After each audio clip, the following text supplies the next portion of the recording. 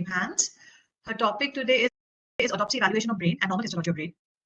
The moderator are Dr. Poonam Sharma, Associate Professor in Department of Consultant Pathologist, Center for Oncopathology, Tata Trust, Mumbai, and Dr. Sumi Gujral, sir, Professor, Department of Pathology, Tata Memorial Hospital, Mumbai. Few reminders.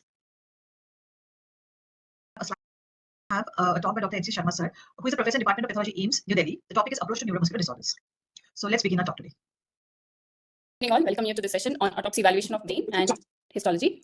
So many of you probably have got exposure to autopsy of brain and histology. I'm able to hear some disturbance.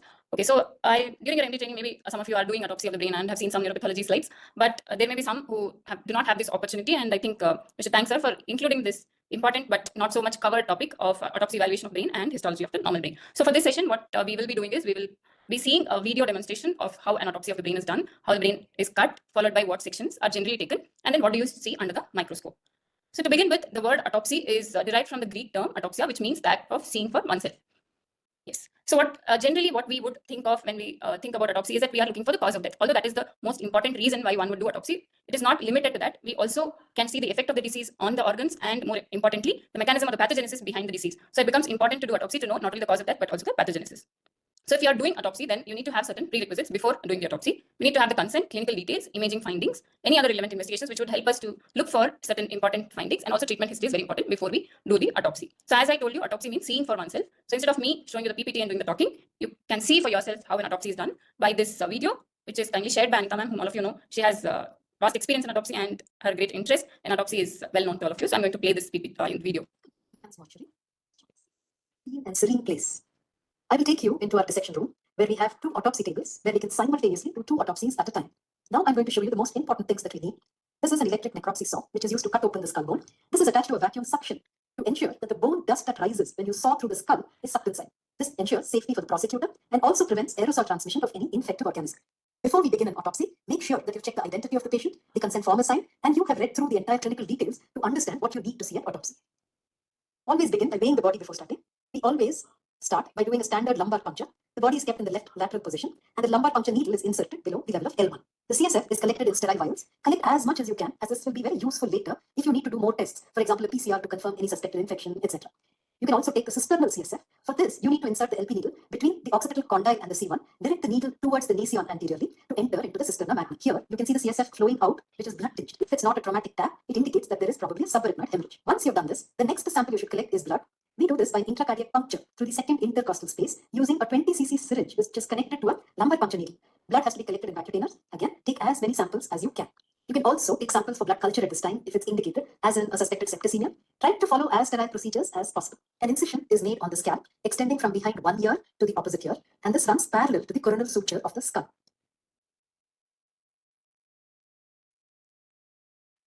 Once you've made the incision, reflect the scalp by carefully dissecting out from the underlying subcutaneous tissue using a sharp scalpel. Be careful not to cut through the skin at any stage. Now, once you have done that, make sure you can reflect the scalp all the way down to the hairline, which is just above the eyebrows. Next, repeat the same procedure posteriorly and reflect the scalp as far back as possible, dissecting out from the subcutaneous tissue. The skull now needs to be opened. For this, first using your scalpel, cut through the temporalis muscle on both sides. Otherwise, the saw tends to slip on the muscle. Now, using the saw, you can carefully open the skull in a circular fashion all around. Once you have done that, you can carefully separate out the skull flap using a hammer and tongs. You just saw a blood clot falling out when we removed the skull flap. This is an extradural hematoma because the clot is above the dura. This was a case of a road traffic accident which caused the hematoma. Now, before opening the dura, you need to collect the ventricular CSF. One way of doing this is to take a 10 or 20 cc syringe connected to an LP needle and insert it at the parietal boss and direct it towards the midline to reach the body of the lateral ventricle. You can see the CSF exuding out into the syringe. This needs to be carefully collected in sterile vials. Now, once you have done this, the dura covering the superolateral surface of the brain is cut along the cut end of the skull and carefully reflected. Do the same procedure on the other side. Next, gently reflect the frontal lobes up and cut the attachment of the fox to the crust. You can now see the olfactory nerves, which you should gently lift off. Remember, these are very, very fragile. Next, the optic chiasma comes into view. Cut the optic nerves close to the optic foramen to release the nerves. Next, you can see the pituitary stalk with the pituitary gland below within the sella turcica. At this point, You can take CSF from the basal systems. By passing a needle along the midline towards the clivus, you will get only a few cc of CSF, but this is useful because, unlike the ventricular CSF, there is no contamination with brain tissue in this sample. Once you have done that, you can cut the internal carotid arteries on both sides. Now you can gently transect the pituitary stalk. You now see both the oculomotor nerves on both sides, which you can cut. Now I'm cutting the very slender trochlear nerves. Next, you need to cut the tentorium along the petrous bone to release the brainstem and cerebellum, which is under it. As you cut the edge of the tent, you are cutting the trigeminal nerve. Now you can see the 7th and 8th complex going into the internal auditory meatus, which I just cut. I'm now cutting the tentorium along the petrous bone on the opposite side. That is the trigeminal, and the 7th and 8th complex, which I have cut. Now carefully cut the other lower cranial nerves emerging from the medulla on both sides. Once you have done that, the only structures that are holding down the brain now are the vertebral arteries, which I'm transecting on both sides. Next, using a very long scissors, you can transect the junction of the medulla with cervical cord to disconnect the brain. With that, you have disconnected all the structures along the base, which is holding the brain. Now the brain can be removed from the skull cavity. To do this, gently place one hand under the cerebellum to lift, and you can scoop out the entire brain. The dura needs to be cut to free the brain. Now you have successfully removed the intact brain. The pituitary can now be scooped out from the sella turcica. To do this, once the posterior clinoid processes are broken, using a scalpel, carefully cut through the diaphragma sella all around. The pituitary gland can then be carefully scooped out from the sella turcica. The basal dura should now be stripped off. This will have the basal sinuses needed for examination. After this, the skull cavity should be packed with cotton, which is immersed in either 1% hypochlorite or formalin as a disinfectant. The skull cap is then replaced, the scalp is reflected back in position and neatly sutured. The weight of the brain should be checked before it is fixed in formalin. Brain fixation is a unique process. As it's very soft and easily deformable, it has to be suspended in formalin. To do this, pass a thread under the basilar artery, lower the brain into a bucket containing 10% neutral buffered formalin, tie the ends of the thread to the bucket handle. Make sure the brain is suspended freely in the formalin and it's not touching either the sides of the bucket or the bottom of the bucket. You can now leave it like this for at least 3 weeks to ensure good fixation. The spinal cord removal can be done in 2 ways. Either an anterior approach, which is more difficult as the entire vertebral bodies need to be removed. More frequently, we do the posterior approach, for which we need to do a full-length laminectomy. And that's the procedure I'm going to show you today. First, the skin incision is placed, which extends from the nape of the neck right down to the sacrum.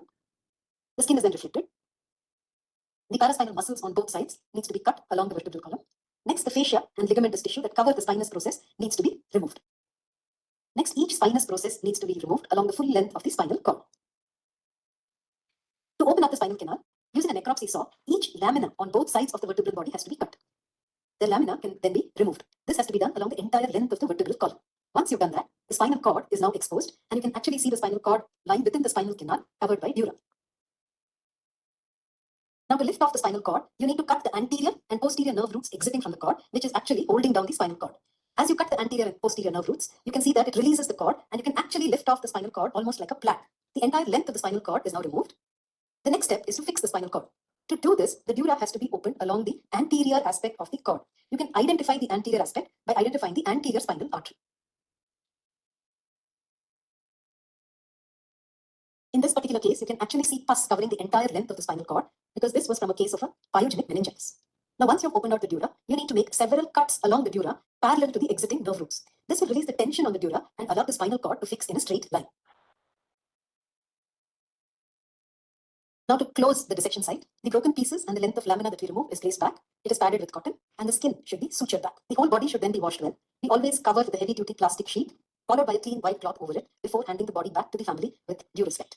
Don't forget to help the staff clean up the dissection area thoroughly before closing. Welcome to our NIM. So we have seen how brain and spinal cord are removed. Next, once we have fixed the brain adequately, we'll see how we cut the brain. There are 3 ways in which to slice the brain. One is the cut in the mid-sagittal plane, which will show you the 2 hemispheres, and the medial aspect of the hemispheres will be very nicely seen. More often, the way we do it is coronal cuts. By coronal, I mean that we're going to go parallel to the coronal suture, almost like a bread loaf, and examine the insides. The third way is to go axial. So axial is a horizontal cut. Axial cut is what you can correlate very well with the MR imaging cuts. So before you do that, you need to first remove this brainstem and the cerebellum. For this, the cut I'm going to make is through the crus cerebri on both sides, which will disconnect the midbrain and the cerebellum, the rest of the parenchymal structures. So what you're looking at here now is the midbrain. You can see very nicely the substantia nigra, and that is the cerebral aqueduct. If I turn it around, this is the rest of the brainstem structures. That's the pons, that's the medulla, and this is the cerebellar hemispheres. Always remember to take a thin slice of the midbrain for histopathology sections. Now I'm going to show you how to slice the brain in an axial plane. So the first cut, take it as superficial as possible.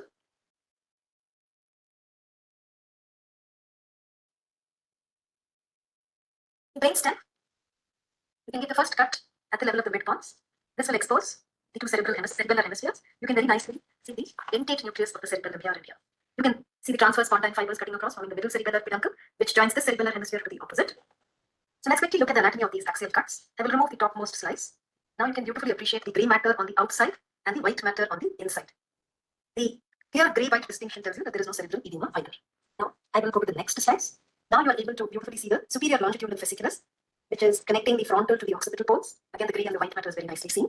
Now to the next slice. Here you can see the interventricular septum separating out the body of the lateral ventricle. This is its frontal horn that you're seeing on both sides. That's the corpus callosum, which is connecting the two hemispheres. And what is projecting into the body of the ventricle is the head of the caudate nucleus. You can see the beautiful bulge of the caudate projecting into the ventricle.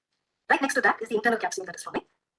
Now, if you go to the next slice, you can see the rest of the structures of the basal ganglia now very beautifully, just like you would see on an MR image. So the corpus callosum again, you can see the frontal horns of the lateral ventricle, again the interventricular septum, the caudate nucleus projecting into the ventricle. Now you can see this is the putamen, and this is the thalamic nuclei. Between the two, of course, is the third ventricle. And as you trace the body of the lateral ventricle, you can see it going into the temporal and occipital horns. So this would be the trigone, where you can see a thick choroid plexus system. You can see the splenium of the corpus callosum, which is connecting the two occipital lobes. Now you can also appreciate very nicely the internal capsule separating out the parts of the basal ganglia. You have the anterior limb of the internal capsule, which is between the caudate and the putamen. These two together, as we know, known as the corpus striatum. Now this is the posterior limb of the internal capsule, which is separating the thalamus medially from the putamen, which is on the lateral aspect. So what is enclosed by the anterior and posterior limbs of the internal capsule is this, which we also call it as a lentiform nuclei, which has the putamen and medially the globus pallidum. You can see the same thing here: caudate, anterior limb of internal capsule, posterior limb of internal capsule, the thalamic nucleus. This is the lentiform, which has the putamen laterally and the globus pallidum medially. You're not able to see the globus pallidum very nicely here. You can see it in the next slice. But before we go to the next slice, let's just finish a few other structures that you're seeing here. This is the external capsule. So this is internal, this is external, and maybe this side is even better seen. That's the external capsule. There's a thin strip of grey matter that you're seeing here, and that is the claustrum. And then you have the extreme capsule, which is actually the white matter of the insula. So what you're looking at here is the insula. This insula is covered by the frontal operculum here and the temporal operculum here. So this hidden cortex, which is why I call its name insula, you can see nicely here. The white matter of the insula is the extreme capsule, then this is the claustrum, then the external capsule, putamen, globus pallidum, internal capsule, anterior limb, posterior limb, caudate, and the thalamus. Now in this slice, you can see the structures of the basal ganglia again very nicely. That's the caudate on both sides. That's the anterior limb of the internal capsule, the posterior limb of the internal capsule. The parts of the lentiform nucleus is very nicely seen here. Got its name because of its lens shape. Yeah. So that's the putamen, the globus pallidum externa and the interna. This is the posterior limb of the internal capsule, and that is the body of the thalamus. Now between the two thalami is the third ventricle here.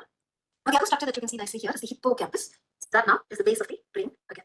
These are a set of axial slices of the brain that you saw with a very brief anatomical description. Now before we close up, we need to know how to dissect the brainstem out and the cerebellum. So what we looked at here was the parts of the brainstem, which is the midbrain, the pons, and the medulla. So for taking sections, you can disconnect the brainstem along this is the middle cerebellar peduncle that I'm cutting. This will disconnect the brainstem from the cerebellum. So I'm serially slicing the brainstem in the horizontal plane. So starting at the top, this is the midbrain. You can see the substantia nigra. This is the cerebral peduncle or the crus cerebral, and you can see the exit of the oculomotor nerve. This is the red nucleus. That's the aqueduct, and these two bulges are the superior colliculi. The next level you're looking at is the pontomesencephalic junction, and as you come towards the fourth ventricle here, you can see two black dots, and that is the locus ceruleus. As you come down, this is the mid pons. Again, you can see the transverse pontine fibers and the grey matter in between are the pontine nuclei. Here you can see the fourth ventricle is opened up. You can see a bulge on either side, and that is the facial colliculus. This is the lower pons and the junction with the medulla. In the medulla, you can see the bulge of the pyramids here, and the next bulge, which forms the olive, has the inferior olivary nucleus, which probably you can see very clearly in this slice. So this is the cervicomedullary junction. Further down from there, the spinal cord will start. This is the cervical segment of the spinal cord. And here you can see that the white matter is on the outside, and the central hedge you're looking at will be the grey matter. So the two bulges here will form the anterior horns, this will form the posterior horns, and the white matter surrounding it will have the posterior column, the lateral column, and the anterior.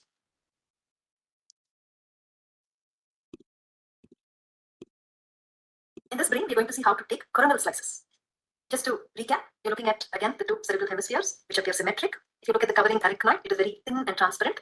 You don't see any blood or any pus as in an exudate in the subarachnoid space. The vessels are again congested. I'm just shifting to the opposite side. Here you can see some subarachnoid staining. This case is from a road traffic accident. You can also see some contusions out here.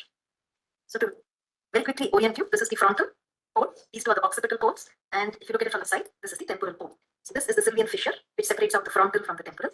And bank center will go the central sulcus, which will separate the frontal from the parietal. In front of the central sulcus is the pre-central gyrus, which is the motor strip, and this is the post-central gyrus, which is the sensory strip. Now to separate the parietal from the occipital, you have to draw an imaginary line from this notch that you're looking at here and this slight notch here, which is the pre-occipital notch. This imaginary line will separate out the parietal from the occipital lobe. The second imaginary line that you need to draw is from the end of the Sylvian fissure to this. Now this will separate out the temporal from the parietal, the temporal from the occipital. So that was just a very quick recap of the essential landmarks that you need to remember.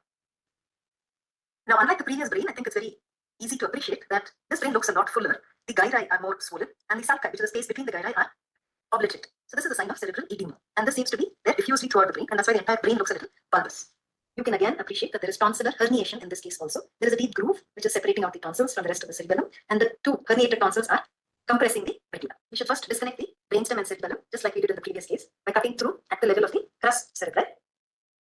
So there is evidence of punctal herniation in this case. It is more on the right side compared to the left. Now to cut the brain in the coronal plane, the first cut will be at the level of the mammillary bodies. So that's going to be my first cut. This will divide the brain into two halves.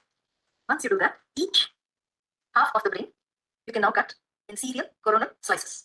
It is ideal to have a thickness of about 1 to 2 centimeters. First, the thinner, the better. So I'll start with this first.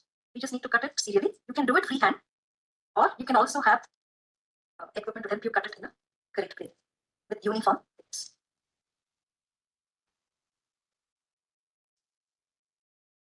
Let's take a quick look at each of the slices now. This is the topmost slice, and you can see these are the frontal poles, and the grey and the white matter are very clearly differentiated. There is a small confusion here in the orbitofrontal cortex. On to the next slice. This is the beginning of the corpus callosum, which is joining the two hemispheres. This is the genu of the corpus callosum, and you can see the beginning of the head of the caudate nucleus on both sides. You can see some confusion here at the junction of the grey and the white matter. The temporal poles have started at this level. Now we move on to the next slice. Here you can see a lot of contusions which are seen along the crest of the gyri, all along this is the middle and the inferior frontal gyrus. This is the superior temporal gyrus, also showing a few contusions. But the anatomy here is very nicely seen. You can see the corpus callosum connecting the two hemispheres now. These are the lateral ventricles, and you can see the interventricular septum. Projecting into the lateral ventricles, that is the caudate nucleus. This, on both sides, are the anterior limbs to the internal capsule. Now just lateral to that, you can see beautifully the lentiform nucleus. That is the putamen, which is darker, and medially this triangular shaped structure is the globus pallidum. Again, you can see the two parts of the globus pallidum externa and interna, separated by a thin white line. That's the medullary lamina. At this level, as you come down, you can also see a grayish rounded structure in the medialmost portion of the temporal lobe, and that is the amygdaloid nucleus. The next slice now, which is at the level of the mammillary body, you can see the anterior hippocampus very nicely on both sides. Along the midline, this is the thalamic nuclei, between which is the thin slit-like third ventricle.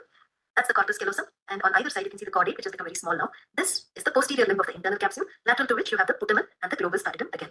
Now the other structures are also seen here. That's the external capsule, the claustrum, the extreme capsule, and this is the insula. Let's move on to the next slice, which is at the level of the crus cerebri. You can actually see this black line, which is the beginning of the substantia nigra. So this is the crus cerebri. As you follow it up, that's the posterior limb of the internal capsule. This whole structure in the center is the thalamus. That's the slit-like third ventricle, the corpus callosum. The grey matter just above the corpus callosum is the cingulate gyrus.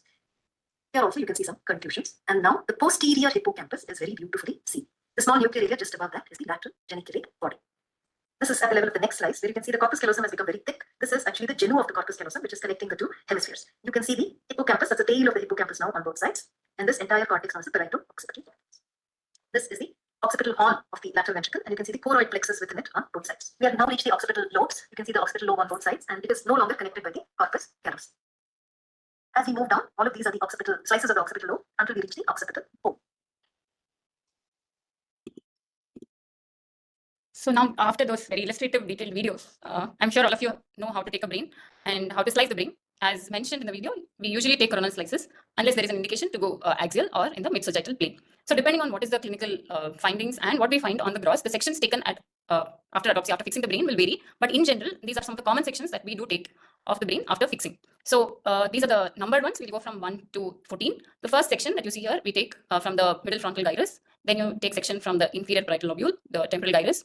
And you also need to take section from the striate cortex, that is an important area in the occipital lobe. And you need to take sections from the medial temporal structures that are amygdala, hippocampus. You saw the beautiful hippocampus in the brain cutting. So you take sections from the hippocampus anterior and posterior. Then you need to take section from the basal ganglia region. You saw, which included the caudate, putamen, and the globus pallidus. Also the thalamus. Thalamus is an important structure. Cingulate gyrus, which is just above the corpus callosum. That is an important area to study. And then when you move down, you take sections at different levels of the brainstem. That is the midbrain, pons, and the medulla, and of course the cerebellum. We take sections. So this is in general what areas are important, but then depending on where the lesion is, suppose there is an infection and you see some lesions at the base, or you see some tumor somewhere, you see trauma, you saw those brains which had trauma, depending on where the gross pathology is, you would obviously take sections from those regions. So now that we have seen how to remove the brain, how to fix it, how to cut the brain, and where all we need to take sections after fixing the brain, we'll see how the brain looks under the microscope. When you saw the video, you saw that before reaching the brain itself, you need to go through different layers of the skin. You need to go through the fascia muscle, and then of course before reaching the cortex also you have to cut through the layers of the meninges. So in the meninges you have the outer pachymeninges, which is nothing but the dura mater, and then you have the leptomeninges, which has the arachnoid and the pia mater. Dura mater is the thickest of the three layers. It has two parts to it. The outer one, which is close to the skull bone, that is the endosteal layer, and then you have the inner meningeal layer. It's a tough layer which protects the brain like the mother, so it is called as the dura mater. And it not only covers the brain, it also forms certain infoldings between the cerebral hemispheres like the falx cerebri, as you can see here. This is the section from the falx cerebri, and it is enclosing the superior sagittal sinus, which is running through. Similar folds are there in between the cerebellar hemispheres, in the tent, and even in the cellular region. So this is how the dura looks. It's a collagenous band of tissue. Next layer will be the arachnoid matter. This is thinner when compared to the dura, and it encloses the subarachnoid space in which the CSF flows. The subarachnoid space is in between the arachnoid matter and the pia mater. Pia is the innermost layer of the meninges. So the arachnoid and the pia together are the leptomeninges. The name arachnoid matter has come because of the spider feet-like projections which are present, and you know that the arachnoid is lined by these arachnoidal cells or the meningothelial cells, which have a characteristic syncytial appearance, and these are the cells which, when proliferate, give rise to meningiomas. The space that is there between the arachnoid and the pia will also invest into the cortex, and it will form what are called as the Werper-Robin spaces. So let's see the third layer, that is the thinnest layer, which is pia mater. It is closely invested on the surface of the brain, and it is made up of the fibers which are coming from the layer within the cortex with few collagenous fibers. So I told you there is a space that goes inside, and that space is a potential space for anything to enter the brain, but then the pia mater is a limiting membrane. It is also called as a glia limitans. So anything that enters, like any infection or any lymphoma, any metastasis, can enter through this space. And when a tumor has to get out, like for example, when an oligodendroglioma is there, it spreads up to this layer in the cortex, but then it gets limited by this glia limitans and forms a subpial carpet. So this is kind of a very strict barrier that is present. So these are three layers of the meninges which are sort of covering the brain. Once you have cut through these meningeal layers, what you reach is the brain proper. And you saw on the gross that there is a gray matter on the outer surface and white matter is there on the inside of the brain. So when you take a section through this cortex, what you see gray matter on the outside, you see white matter on the inside. Okay, so the gray matter is identified by the presence of several neurons, whereas the white matter is predominantly or almost always having the glial cells. So the neuron is a fundamental unit which has a cell body, and then you have the axon, you have dendritic branches. There are different types of neurons depending on the size. You can have the Golgi type 1, which are larger and have long axons, or you can have smaller neurons with short axons, that is called as the Golgi type 2. So this is based on the size of the neuron and the axon. Depending on the branching pattern, you can have unipolar neuron, you can have bipolar neuron, which you see in the retina, or multipolar neuron. The most common type of neuron which we see in the CNS would be the multipolar neuron. How are these neurons arranged in the cortex? That is what we are going to see when we take a section and stain it with HND or any other stain. Most of the areas in the brain, that is called as the neocortical regions, will have a 6-layered arrangement of the neurons. Whereas special area like the hippocampus or the primary olfactory area will have a 3-layered arrangement. The mesocortex will be somewhere in between, which will have a 3 to 6 layer transition zone like the parahippocampal gyrus or the cingulate gyrus. So we will see first the arrangement in the neocortical regions. There is 6-layered pattern of arrangement of the neurons in the neocortical region, starting from the molecular layer, which is just beneath the pia mater, where it has very few cells, but predominantly it has the processes. Then you have the outer granular layer. Then you have the outer pyramidal layer, inner granular layer, inner pyramidal layer, and the last one is a multiform layer because it has different types of cells. So there is an alternating granular, pyramidal, and a pyramidal layer.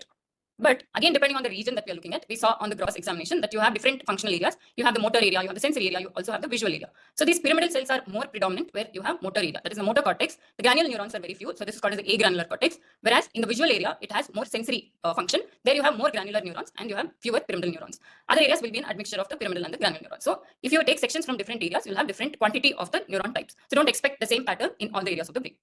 We can use different stains other than HND to see the cell morphology within the brain. The earliest stain which actually laid the foundation for studying of these neurons is the Golgi stain. Then we have the Nissl stain, but we have now moved to the IHC era. We do use NUN, NF, and we also use synaptophysin. To identify axons, again, we can use special stains like the Bodian-Belchowski, which are again of historical importance. Now we use the phosphorylated neurofilament. For myelin sheath, we do depend on Luxol fast blue stain. So this is the very nice Golgi stain where you can nicely appreciate the neurons, and you can also see the astrocytes. I'll show you a neuron separately. Yeah, this is a pyramidal neuron, and you can see it has a apical dendrite, and you have these basal dendrites, and then you have the axon which is going down. So the Golgi stain helps you appreciate all the parts of the neuron. However, it is a more cumbersome stain, takes weeks, and it has to be done with special technical expertise. This is the Nissl stain. So you can see in Nissl stain, you can identify the pyramidal neuron, which has a prominent nucleolus. You also can appreciate the Nissl substance. So Nissl substance is nothing but the rough endoplasmic reticulum portion of the neuron. So Nissl substance, Nissl stain is a very simple stain, can be done routinely as well. This is the Luxol fast blue stain, and these are the neurons. It is at a low magnification. But why I put this is to show you the myelinated axons which are going down from the cortex. So what we use routinely is the IHC stain. This is the NUN stain, which helps us identify the neurons very well. The NUN stain, as you can see, is taking up the nucleus as well as the cytoplasm, but the nucleus stain is more prominent. What we need to see here is the organization, how these neurons are organized from the leptomeningeal region to the inner surface. So normal cortex, what happens is there is increase in the size of the neurons as you go from the outer to the inner layers, and the orientation of these neurons is such that the apical dendrite is facing upwards and your basal dendrites are facing the white matter surface. So the same thing on HND, you can see the apical dendrite is facing upwards, and we can't very well appreciate the others. But how you can identify a neuron in the HND stain is because one is because of the shape, of course, but more importantly because of the presence of prominent nucleolus. So this is a pyramidal neuron because of its shape, and this is a granule neuron. In the granule neuron, you will not see the dendrites. You will see the shape being round to oval, but you can appreciate the prominent nucleolus.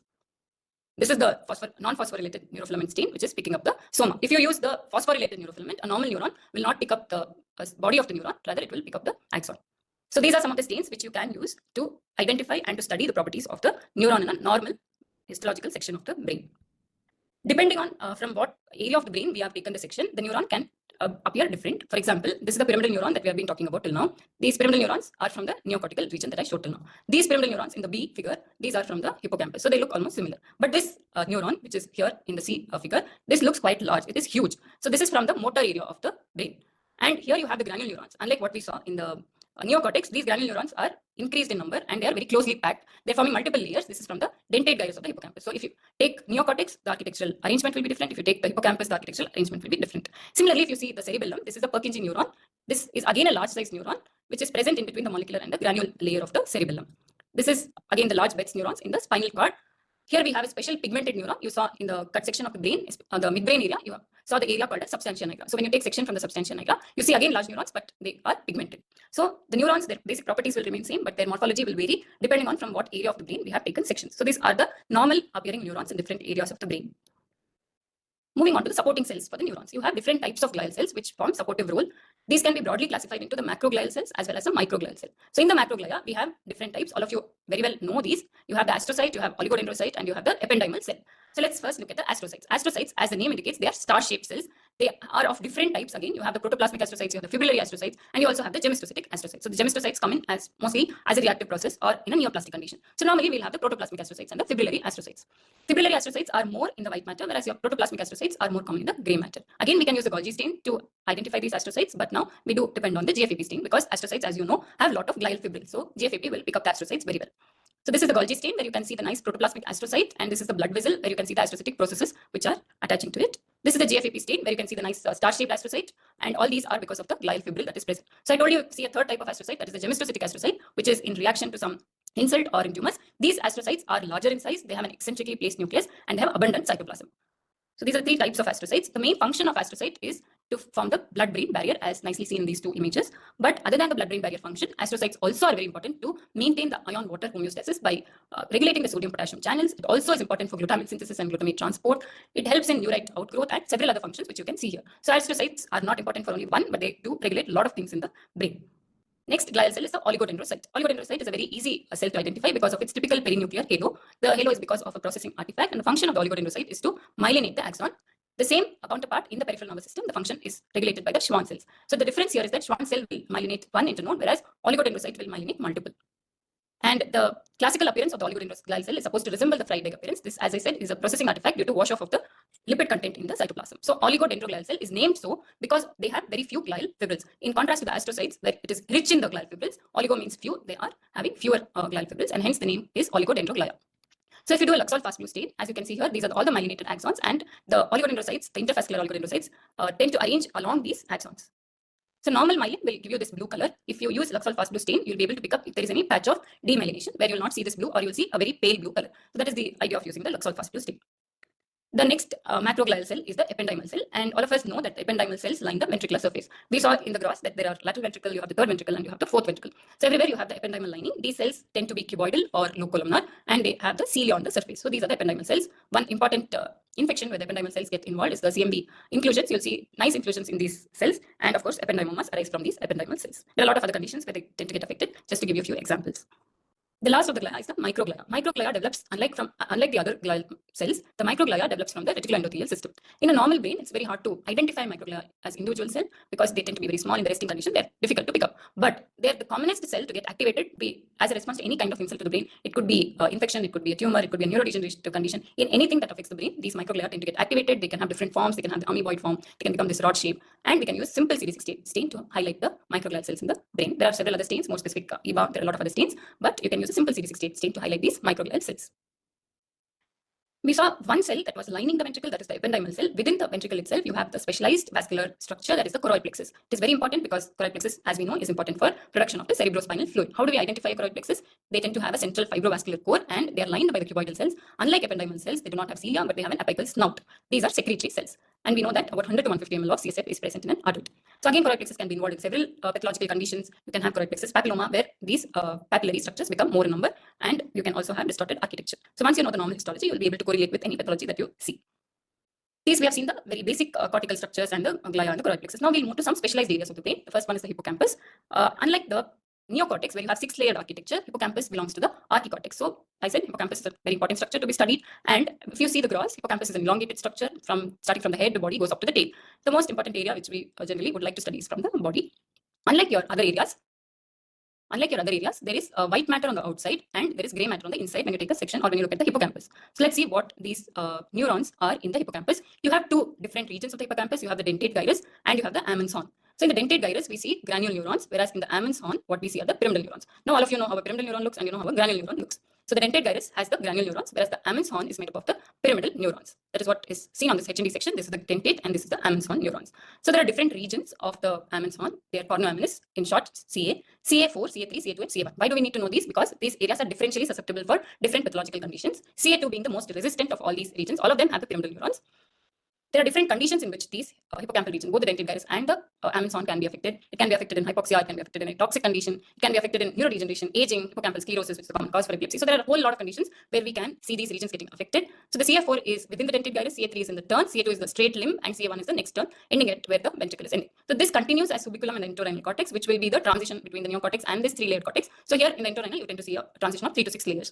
So this is a specialized organization of the neurons in the hippocampus. The next structure, as we go down, we have seen the cerebral cortex, we have seen the hippocampus in the medial temporal region. Next, as we go down, we look at the cerebellum. Again, it has 3 layers. Then you look at the cerebellum, the gray is the folia, and inside you have the nucleus. The dentate nucleus you saw very well in the video, it has a serrated shape. So you have these nuclear areas within the cerebellum. When you take a section, you see the 3-layered architecture. You see the outer molecular layer, you see the inner granular layer, and in between you see the Purkinje cell layer. I already showed you the Purkinje cells. These are the cells which show your rabies, Negri bodies, inclusions, and the granule neurons are so huge in number that they account for more than half the neurons in the entire brain. So this is how the cerebellar architecture looks like on a Luxol fast blue stain. This is the white matter and this is the gray matter. So why did I show you that? You have different types of cells in different layers of the cerebellum, and you have fibers which are giving inputs. You have the mossy fiber and you have the climbing fibers. So most importantly, you have these granule cells which we usually see on a HND section, which are innumerable in number. So these granule cells, what they do is they give rise to these projections which go and branch in the molecular layer and arrange themselves parallelly. These are called as the parallel fibers, which is very well appreciated in this map to stain. These are the Purkinje cells. This is a granule layer, and from here you can see the branches and they're forming the parallel fibers. So this is how a normal cerebellum would look like on HND and on IHC as well as the Myelin stains. So you've seen the cortex, you've seen the hippocampus, you've seen the cerebellum. So next, where do we take sections from? We take sections from the brainstem. I know this is very looking very complicated, so I'm not going to go into each and every details of this, but just to show you important areas, this is a section that is taken from the midbrain. You have seen how a substantia nigra looks on gross. So this is the area of substantia nigra which has the dopaminergic neurons, and this is the area where your corticospinal tracts are going from the cortex to the spinal cord. Then we have the red nucleus and we have the oculomotor nucleus from which the oculomotor nerve is going to exit out. This is a section at the level of pons. If you remember in the video, you saw that there was a bump on both sides representing the facial colliculus. It's the same facial colliculus that you can appreciate here. Why do we say this is pons? Because you can see these pontocerebellar fibers and you have the pontine nuclei that is at the base of the pons. So there are of course different areas, and depending on what is the pathology that we are expecting, we would be looking at those regions. But this is just to show you how you can very well appreciate different regions in the brainstem, different nuclei, different tracts that run through.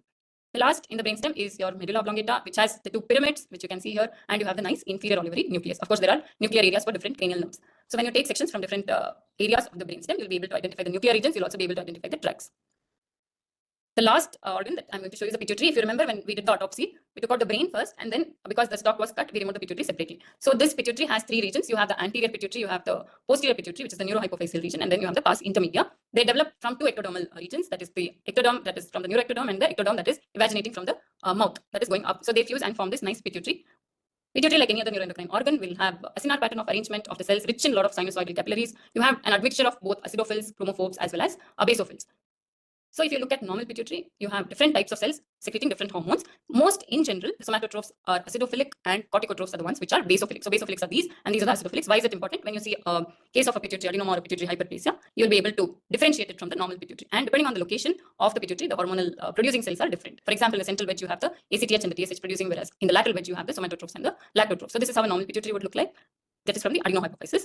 And these are the transcription factors which actually regulate the production of these hormones. If you look at the posterior pituitary, that is the neurohypophysis, it's going to look totally different. It has the granules, the neurosecretory granules, which are in the herring bodies. And these cells, the pituocytes, which are present in the posterior pituitary, they express a hormone called as, the transcription factor, which is TTF1. Okay, so anterior pituitary is the one where you get all the adenoma component, and the posterior pituitary is more of neurohypophyseal region. So in today's class, you had very illustrative, descriptive videos of how brain and spinal cord are removed at autopsy, followed by you saw how conventionally the brain is cut in coronal planes. And then we did touch upon, I wouldn't say I could cover complete histology because it's quite vast. So I've tried to touch upon how the normal sections look under different stains, what we use in the neocortex, hippocampus, cerebellum. And of course, last we touched upon how the normal histology of brainstem looks like. So although this is not a complete cover of the brain, which is of course not possible in a single class, but I hope it has given you an overview of the brain and histology of the brain. And hopefully it will generate some interest in you to go back and study. So with that, I'd like to end. Thank you. Thank you so much, ma'am, for this wonderful illustration of the grossing, autopsy grossing, and the normal histology of the brain.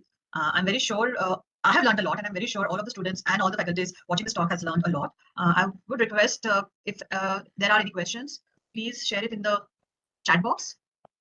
So there is one question, ma'am. Yeah, I can read it.